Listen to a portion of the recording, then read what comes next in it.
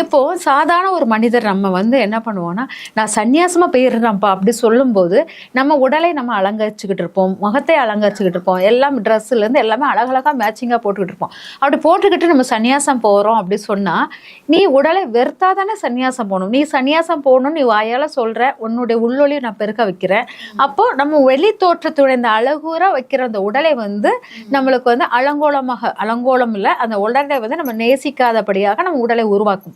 அப்ப நேசிக்காத அளவுக்கு உடலை உருவாக்கணும்னா உடலை நோய்களின் அளவுகளை கூட்டும். உடம்புல உள்ள உறுப்புகள் ஏதாச்சும் டேமேஜ் ஆகும். அதை நோக்கின இது வந்து நம்மளுக்கு அதிகமாக வரும். அப்போங்கும்போது நிறைய சன்னியாசிகள் சாமியார்களுக்கு நோய்கள் இல்லாமலாம் இல்லை.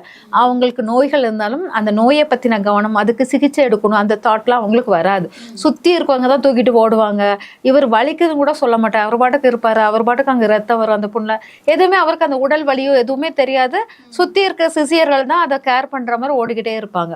ஆனால் நம்ம சாதாரண மனிதர்களுக்கு அந்த வலியும் தெரியும், அந்த உடம்பு வந்து நாத்தம் வருதுங்கிறது தெரியும். நம்மளால அந்த இதை தாங்க முடியாது. அப்போங்கும்போது இந்த சந்நியாசம்ங்கிற வார்த்தை என்னன்னா, எல்லா உடலை வெறுத்து உள்ளொளி பெருக்கிறது தன்மைக்கு தான் அது வந்து பொருந்தும்.